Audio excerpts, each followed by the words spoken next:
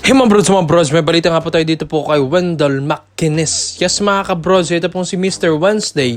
Ito mga kabros, dati na rin itong PBA player. Yes mga bros, elite PBA player ito dati, pero ngayon gusto na kasing kunin ng San Miguel Beermen. Yes mga kabros, alam natin na veterano na, maski yung edad na ito, veterano na rin, 37 years old. Baka nga daw hindi na kaya dahil nagko-coach na lang din ito eh. Pero mga kabros, meron pa, may binubuga pa ito pong si Wendell McInnes. Kahit yung huli na itong laro dito sa Denane Voltaire Basket, dito nga sa LNB Pro B, dito sa Denane, France.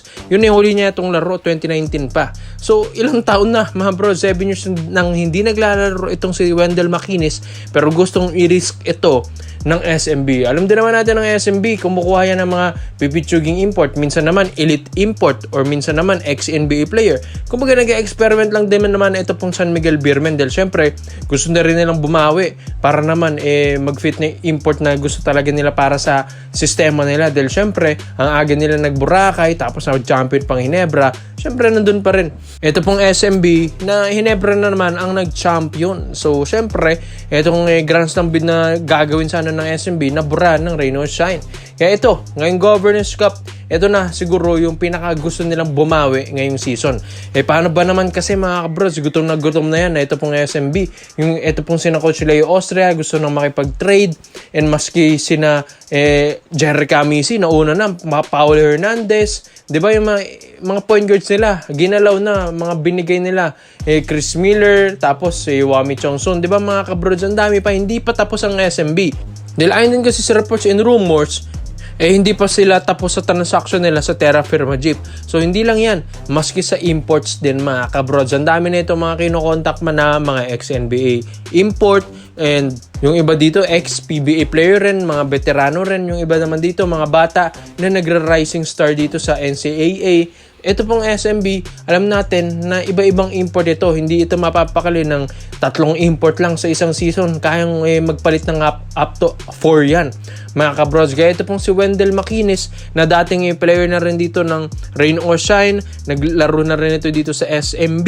Naglaro rin ito sa Alaska Aces. Yes mga brods, unang-unang laro na ito sa Alaska Aces pa noong 2013. Ito yung first PBA debut niya, mga kabrods, with Calvin Abueva. Ang ganda nga ng performance na pinapakita niya dati noon. And napakatigas na import ito mga kabrods. Magandang skill set sa ilalim, magandang pangangatawan, malaki pa rin ang pangangatawan nito hanggang ngayon. Tapos mga brods, condition pa rin dahil syempre nagko-coach nga siya. Nagko-coach siya sa mga skills, sa mga fundamentals dito. Diyan nagko-coach itong si Wendell McInnes. Kaya nga andun pa rin yung footwork nito sa ilalim, andun pa rin yung outside shooting nito, yung tigas nito sa ilalim, yung tigas ng pangangatawan nito, andun pa rin mga kabrod. 6'6" din ng height. Tapos mas matanda pa nga si Justin Brownlee dito ng 1 taon Kaya kayang-kaya pa nito.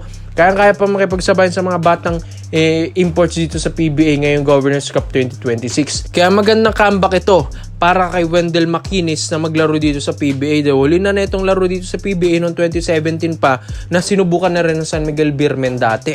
So yes mga bros, dating SMB import na rin pala ito dati noong 2017. Kaya pwede na nilang ibalik ulit ito pong si Wendell McInnes or mag-stick na lang sa mga batang imports mga bro. So yun nga, matagal na naging import ito ng SMB, so kaya nilang ibalik ulit yan mga bro si Wendell McInnes kung okay pa, kung nasa condition pang pangangatawan, kung okay pa ba siya. Ayon din naman sa reports and rumors natin, nandun pa rin mga fundamentals nito, yung skills nito sa laro at yung hustle nito sa laro. Kaso nga lang medyo mabigat na nga daw si Wendell McInnes ngayon. Kaya mga bro, Wendell McInnes to SMB, dapat bang ibalik na ito pong napaka-physical na import na veteranong ito. Dito naman po tayo sa kabilang balita naman natin mga bros. Speaking of elite import, ito mga kabrods, ex-NBA player Malik Beasley. Ito naman yung gustong kunin ng Barangay Ginebra at ipalit kay Justin Brownlee muna. Yes mga bros, muna. Dahil gusto nilang pagpahingan muna yan si JB dahil 38 years old na rin, napa-champion ng Ginebra ngayong Commissioner's Cup. Yes mga bros, best import of the conference. And yun, mga kabrods, gusto muna ng Ginebra na mag-experiment naman ngayong Governors Cup at kumuha ng mga batang imports na pwedeng sumunod sa yapak ni Justin Brownlee in the future. Dahil si Brownlee, 38 na rin yan. Kailangan na rin ng mga reserve tire ng Ginebra. At ito, gusto na lang experiment na mga 3 to 4 games. Itong si Malik Beasley. Ito kasi mga bros, di rin ito basta-basta. Dahil ito ay ex-NBA player rin. 9 years din itong nag-NBA. Bruin yun ha. 29 years old pero 9 years nang nag-NBA yan. So 20 anyos pa lang mga kabrods, nag-NBA na ito pong si Malik Beasley. Paano ba naman kasi ito yung one of the best shooter dati ito ng Denver Nuggets, Los Angeles Lakers, Utah Jazz, and Detroit Pistons, and maski dun sa Milwaukee Bucks. So, dun talaga siya nakilala mga kabros, yung pagiging shooter nito ni Malik Beasley. So, ito, pwede to para sa Ginebra. Ang kaso nga lang, 6'4 ito.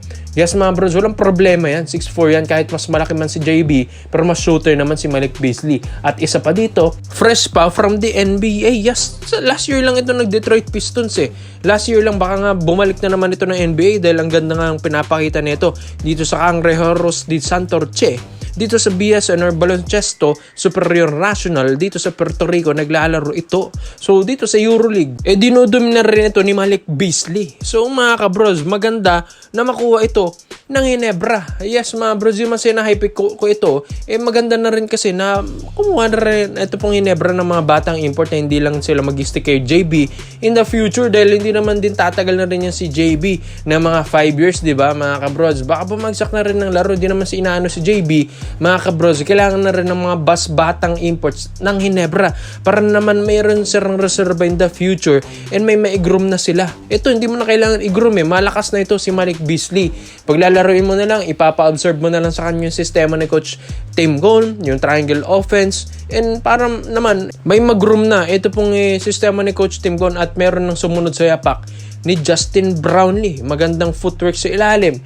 Magaling na point guard sa NBA. One of the best shooter ito dati ng Milwaukee Bucks and Denver Nuggets. And mga kabrods, one of the elite ex-NBA player na papasok ngayon ito sa PBA kung sakali mang pagbibigyan ito ng Ginebra. Dahil ayon din sa reports and rumors, itong Ginebra, mag-stick talaga yan sila syempre kay Justin Brownlee, pero gusto nila mag-experiment ng ibang imports na mas bata na pwedeng sumunod sa yapak ni JB dahil gusto nga nilang i-groom yung mga ito. At ito pa, 3 to 4 games nga rin daw ang gusto nilang ibigay sa mga kontrata nito, at kapag nag-click, pwede, why not? Ituloy, di ba mga brods, at pahinga muna si JB, pero pag hindi, ito na, wala namang mawawala pwede na nilang ibalik ulit si Justin Brownlee. So maganda naman na at malakas pa ito pong si Malik Beasley, mga kabrods. Wala nang tulog at talo ang Ginebra dito dahil di rin naman basta-bastang NBA ito at hindi rin naman bangko ito. Yes, mga brods, magandang minuto nito sa NBA hindi rin basta-basta yun na sinasabi nilang parang bangko daw, may limitadong minuto. Sila ball, may limitadong minuto niyan. Sila Terrence Jones, yung mga dating imports natin dito sa PBA ng mga talagang elite NBA player. Ito hindi may minuto itong si Malik Beasley. Role player ito, mga kabrods, kaya di rin basta-basta yan. Kaya pagdating sa PBA, kayang-kaya niya yan, mga kabrods, lalong-lalo na sa Ginebra, lakas na ng lineup niya at kaka-champion lang. Kaya mga brods 6'4 shooting guard Malik Beasley, ang former elite NBA player, to Ginebra ng Governors Cup 2026. Komenta mo na po nyo dito, mga brods, at isa-isa natin yan. Salamat po sa panonood, mga brods. This is for Basketball Trade Option lang. I'm out.